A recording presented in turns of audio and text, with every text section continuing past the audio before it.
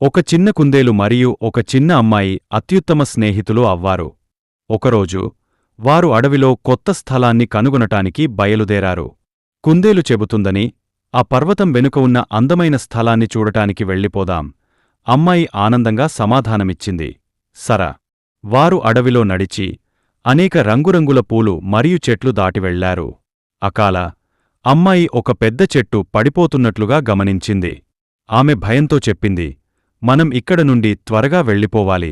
కుందేలు ధైర్యాన్ని ప్రదర్శించి సాంత్వనమిచ్చి చెప్పాడు, భయపడకు, మనం ఒక సురక్షిత స్థలానికి చేరుకుంటాం.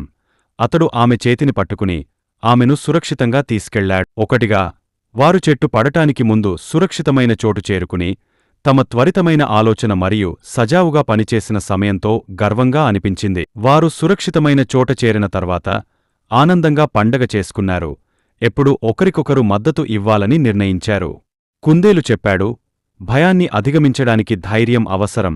అమ్మాయి చిరునవ్వుతో చెప్పింది, అవును, నిజమైన స్నేహితుడు ఎప్పుడూ సహాయం చేస్తాడు. ఆ ఇద్దరు స్నేహితులు అడవికి తిరిగి వెళ్లారు. వారి సాహస ప్రయాణం తరువాత ఆనందంగా మరియు ధైర్యంగా భావిస్తూ తర్వాతి రోజు వారు కలిసి మరిన్ని కొత్త ప్రదేశాలను అన్వేషించడానికి బయలుదేరారు. తదుపరి సాహసాల కోసం ఉత్సాహంగా. చిన్న అమ్మాయి స్నేహం మరియు ధైర్యం విలువను నేర్చుకుంది.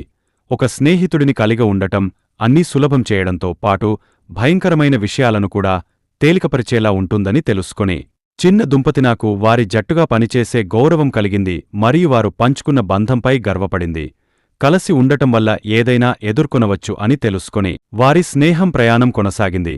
వారు చేతిచేతిగా నడుస్తూ ఎప్పుడు కొత్త ప్రదేశాలను అన్వేషించడానికి మరియు సవాళ్లను ఎదుర్కొనేందుకు సిద్ధంగా ఉన్నారు.